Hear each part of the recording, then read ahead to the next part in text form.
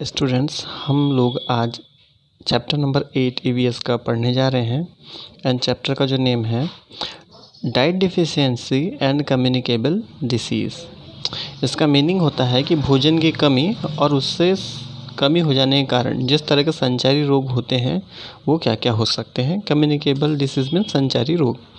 तो हमें यहाँ पर डाइट की कमी, उनके न्यूट्रिएंट्स प्लस उनकी कमी से होने वाले रोगों के बारे में स्टडी करना है।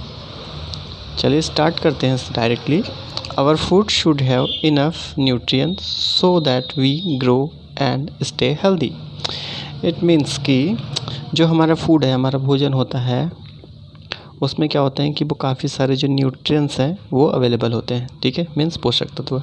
और इन न्यूट्रिएंट्स के कारण ही हम क्या करते हैं, हमारी बॉडी ग्रोथ करती है एंड हेल्दी रहती है, मीन्स स्वस्थ रहती है। Okay, the food that we eat contain 7 main content. और जो फूड हम कंज्यूम करते हैं, जो हमारा भोजन है, वो 7 तरह के पोषक तत्वों से मिलकर के बना होता है, 7 nutrients.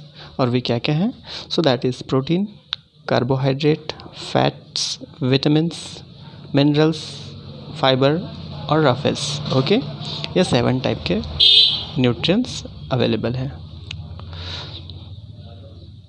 Look at the picture of some food. Write the name of nutrients which are found in this food. अब यहाँ पर एक एक्टिविटी है जिसमें कि डिफरेंट टाइप के फूड्स यहाँ पर पिक्चराइज किए गए हैं। हमें उनको रिकॉग्नाइज करना है, आइडेंटिफाई करना है, देन उन फूड में कौन सा न्यूट्रिएंट्स होता है वो हमें यहाँ पर राइट करना है। तो चलिए स्टार्ट करते हैं। जैसे कि सबसे पहले है कैरेट। तो कैरेट में क्या होता है? तो कैरेट में क्या होता है, हमने इसके पहले वाले लेसन में पढ़े हैं कि कैरेट में क्या होता है, मिनरल्स। ओके, क्या होता है?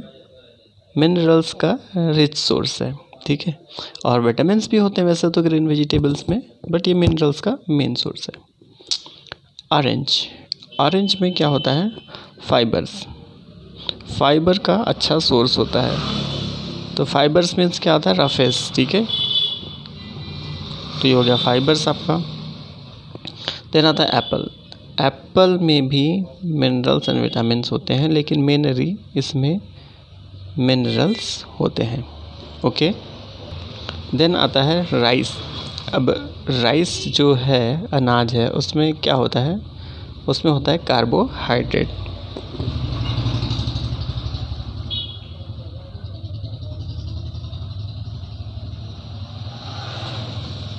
कार्बोहाइड्रेट्स। ठीक है, अब आ जाते हैं डिफरेंट टाइप के जो अनाज है, मिक्सअप अनाज। तो ये भी क्या होता है कि कार्बोहाइड्रेट के अच्छे सोर्सेस होते हैं। ग्रेन्स,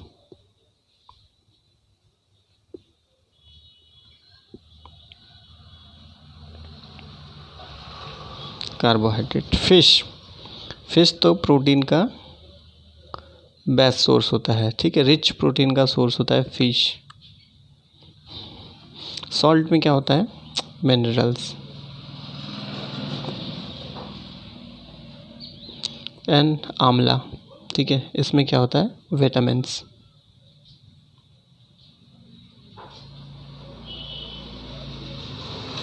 ओके, तो ये हमने आइडेंटिफाई कर लिए हैं और जो न्यूट्रिएंट्स यहाँ पर हैं हमने उनके नेम्स राइट कर लिए हैं।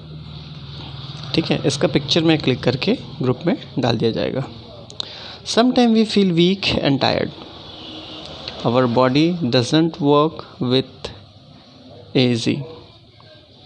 तो क्या होता है कि कभी कभी हम क्या फील करते हैं? बहुत ही कमजोरी और थकावा महसूस करते हैं। और तब क्या होता है कि हमारी जो बॉडी होती है वो इजीली वर्क नहीं कर पाती, ये रिस्पॉन्ड नहीं कर पाती है। Disease is the deviation of the body from its normal और हेल्थी स्टेट्स। ठीक है, तो क्या है कि डिसीज इज द, तो ये वाली डिसीज क्या कहलाती है? विचलन। ठीक है, डिविएशन का मतलब होता है विचलन। ठीक है, घबराना या जी मचलाना, इस तरह का जो है हमें प्रॉब्लम होने की संभावना होती है। ठीक है, and body from its normal और हेल्दी स्टेट। ठीक है। तो ये होता है कि हम हेल्दी भी रहते हैं, नॉर्मल भी रहते हैं, लेकिन कभी कभी थकावट के कारण और ठीक है टायर्ड के कारण, वीकनेस के कारण हमें कभी कभी विचलन की स्थिति होती है, चक्कर आना या घबराना, इस तरह की नॉर्मल जो डिसीज़ कहना चाहिए वो हो सकती है। This is usually affect people not only physically but also emotionally, as living with many diseases can alter one's perspective on life and personality। तो कहने का क्या मतलब है कि जो बीमारियां होती है, ठीक है, वो ज़रूरी नहीं कि फिज़िकली हो, ठीक है, ये ज़रूरी नहीं होता कि आपके फिज़िकली बीमार हो, ठीक है। कई बार क्या होता है, जो बीमारियां होती है वो इमोशनली हमको इमोशनली डिसऑर्डर्स कहलाती है, मीन्स इमोशनली हमको ब्रेक करती है किसी तरीके से, ठीक है। तो हमें इमोशनली प्रभाव भी आता है, हमें मानसिक स्तर पर भी हमारे प्रभाव आता है, ठीक है। तो ये डिसीज़ जो है वो अलग अलग टाइप, जिसके कारण ही जो इमोशनली हो डिसीज़ होती है, फिजिकली तो हमारे हाथ पैर कमज़ोर होना, वीकनेस आना, उल्टी दस्त, ये जब फिजिकली होती है, ठीक है। इमोशनली में क्या होता है कि मानसिक प्रेशर आता है हमारे, ठीक है, जी घबराना, हाई बीपी, लो बीपी, इस तरह का जो है वो इमोशनली के कारण होता है, कभी कभी घबराहट के कारण। तो इस तरह के, तो इसके कारण क्या होता है कि इस नज़रिए से देखा जाए तो हमारे पर्सनालिटी में भी काफ़ी चेंजेस आने की संभावना होते रहती है। पेज टर्न करेंगे। Many disease and disorder can be prevented through a variety of means. तो क्या है कि काफ़ी सारी जो बीमारियां हैं और विकार है, डिसऑर्डर मीन्स विकार, can be prevented through a variety of means. तो इनको अलग अलग तरीके से इनकी रोकथाम कर किया जा सकता है। This include sanitization, proper nutrition, educate exercise, vaccination and other self-care and public health measures. Disease can be divided into two groups. जो डिफरेंट टाइप की डिसीज़ हैं एंड डिसऑर्डर है, उनको हम प्रिवेंट कर सकते हैं, यानी उनकी रोकथाम कर सकते हैं। वो कैसे? उसके लिए हमें क्या ख्याल रखना पड़ेगा? सैनिटाइजेशन मीन्स साफ़ सफाई का, प्रॉपर न्यूट्रिशन मीन्स उचित भोजन का, हमारे पोषक तत्वों का जो हमारे भोजन में होना चाहिए। एडिक्टेड एक्सरसाइज, पर्याप्त मात्रा में हमें एक्सरसाइज करना होगा, डेली रूटीन हमें एक्सरसाइज की बनानी होती है। वैक्सीनेशन मीन्स टीकाकरण का समय पर ध्यान रखना पड़ेगा, जरूरी जो टीकाकरण होता है या वैक्सीन होती है वो हमें लगवाने होते हैं। एंड अदर सेल्फ केयर, और अदर स्वयं से जितनी केयर हम कर सकें वो हमें करनी होगी। पब्लिक हेल्थ मेजर्स, जो डिपार्टमेंट या स्वास्थ्य विभाग द्वारा जो है हेल्थ एडवाइजरी जारी की जाती है उनको फॉलो करना। तो इनसे हम काफ़ी सारे रोगों से या डिसऑर्डर से बच सकते हैं। और डिसीज़ को हम 2 टाइप्स में डिवाइड करते हैं, ठीक है, deficiency disease and communicable disease. तो 2 टाइप की बीमारियां होती है। अब डिफिशियंसी डिसीज़ क्या होती है? Deficiency diseases are diseases in human that are directly और indirectly caused by a lack of essential nutrients in the diet. तो जो डिफिशियंसी डिसीज़ होती है वो ह्यूमन बीइंग को डायरेक्टली या इनडायरेक्टली प्रभावित करती है या इसके हम शिकार हो सकते हैं। और कारण क्या होगा कि जो हमारे ज़रूरी पोषक तत्व हैं वो हमारे भोजन में शामिल नहीं होते हैं, तो जिसके कारण ये बीमारियां हो सकती है। There are 6 important nutrients. अब यहाँ पर 6 इम्पॉर्टेंट न्यूट्रिएंट्स के नेम दिए हुए हैं, जैसे कि vitamins, carbohydrate, protein, fat, minerals and water which are needed by our body. इन 6 न्यूट्रिएंट्स की हमें काफ़ी ज़्यादा ज़रूरत होती है, ठीक है, ये हमारे लिए बहुत इंपॉर्टेंट न्यूट्रिएंट्स हैं। The lack of any of these nutrients affect the function of the body and we feel ill. और इनमें से अगर एक भी न्यूट्रिएंट्स की अगर कमी हो गई, जैसे vitamin, carbohydrate, protein, fat, mineral and water, ठीक है, वाटर एक्स्ट्रा एडिशनल न्यूट्रिएंट्स में आता है, ठीक है। तो अगर इनमें से एक की भी हमारे भोजन में कमी हो गई तो जिसके कारण हमारा जो बॉडी का फंक्शन है वो ठीक तरह से काम नहीं करेगा एंड हम बीमार हो सकते हैं। Deficiency can be divided in 3 groups. अब जो डिफिशियंसी डिसीज है उनको अलग से 3 भाग में डिवाइड किया गया है। जो फर्स्ट है प्रोटीन कैलोरिक मेल न्यूट्रिएंट्स, जिसका मतलब होता है कुपोषण, ठीक है। Vitamin deficiency disease means vitamin की कमी से होने वाली डिसीज या रोग। Mineral deficiency disease means mineral या खनिज की कमी से होने वाले रोग, ठीक है। तो ये 3 टाइप्स में इसको डिवाइड किया गया है। Protein caloric malnutrition this deficiency affect the children less than 5 year of age. अब जो प्रोटीन कैलोरिक मेल न्यूट्रिशन है मीन्स कुपोषण का जो रोग है वो ज़्यादातर किन बच्चों को अफेक्ट करता है जिनकी एज 5 ईयर से कम होती है। Most of common disease under this category are marasmus and kwashiorkor. These diseases are caused because of lack of imbalance in the consumption of protein and carbohydrate। तो जो कुपोषण से रिलेटेड जो डिसीज़ है प्रोटीन कैलोरिक मेल न्यूट्रिशन ये 5 year से कम as के बच्चों को होती है। ठीक है, इसमें 2 कैटेगरीज होती है, मैरस्मस एंड क्वाशिकोर। ये 2 टाइप्स की कैटेगरी होती है। ठीक है, और ये क्यों होती है, इसका कारण होता है कि जो बच्चों की जो डाइट्स है आहार है वो इम्बैलेंस होता है और उसमें प्रोटीन एंड कार्बोहाइड्रेट की भारी मात्रा में कमी होती है जिसके कारण बच्चे कुपोषित हो जाते हैं। ठीक है, marasmus first, it is caused due to the deficiency of protein और कार्बोहाइड्रेट और both in our diet. Some of major symptoms of marasmus are.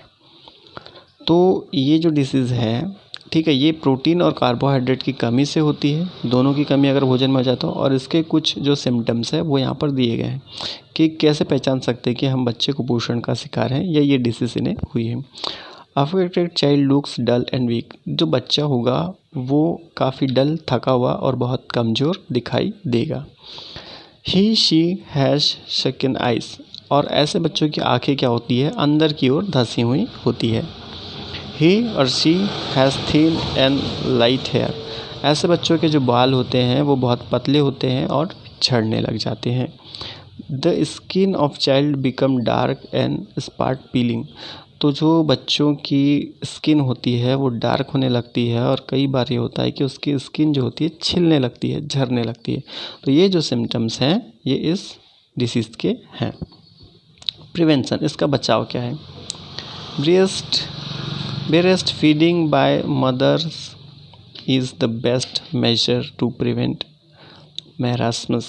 तो इस बीमारी का सबसे जो बेटर उपाय है वो है कि मदर मिल्क। ठीक है, जो माँ का दूध होता है वो बच्चों के लिए सबसे ज़रूरी होता है। जो शुरुआती समय में बच्चों को सही रूप से, जो बच्चे होते हैं छोटे बच्चे उन्हें 1 वर्ष तक के, ठीक है, जो छोटे बच्चे होते हैं तो उन्हें मदर मिल्क की बहुत ज़्यादा ज़रूरत होती है। उससे क्या होता है कि उनमें इम्यूनिटी पावर स्ट्रांग होती है और वे काफ़ी सारे डिसीज से लड़ सकते हैं। Affected child should be given roasted powder gram fruit, green vegetable, pearls, soybean and skimmed milk.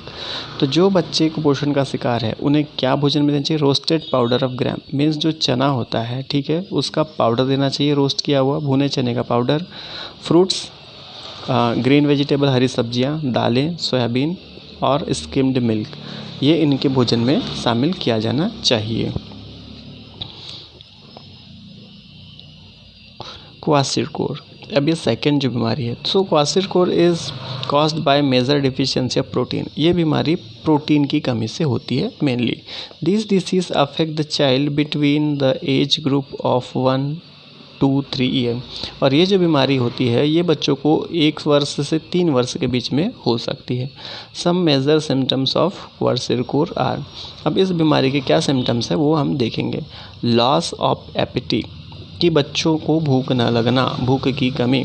Often his diarrhoea, बच्चों को दस्त लगना बार बार। Legs become long thin and curve, जो पैर होते हैं बच्चों के वो लंबे होने लगते हैं, बहुत पतले होते हैं और मुड़ने लग जाते हैं। Enlarge liver and belly stick out, तो उनका जो अंदरूनी लीवर है वो बढ़ने लगता है और जिसके कारण क्या होता है उनका पेट जो है बाहर की ओर आने लगता है। ये जो सिम्टम्स है इनमें होते हैं। प्रिवेंशन, इसका बचाव क्या है। चाय, affected child should be given pearls, egg, milk, rich rice, fish, cheese, potato, sugar etcetera. तो जो चाइल्ड इस डिसीज़ से अफेक्टेड है उनके भोजन में हमें दाल को शामिल करना होगा। एग्स मीन्स अंडे, मिल्क दूध, राइस, फिश मछली, चीज़, पोटैटो एंड शुगर आलू और शुगर, तो इनके भोजन में शामिल होना जरूरी है। Soft boiled food item like dalia and mashed vegetable also can be given to him और हर।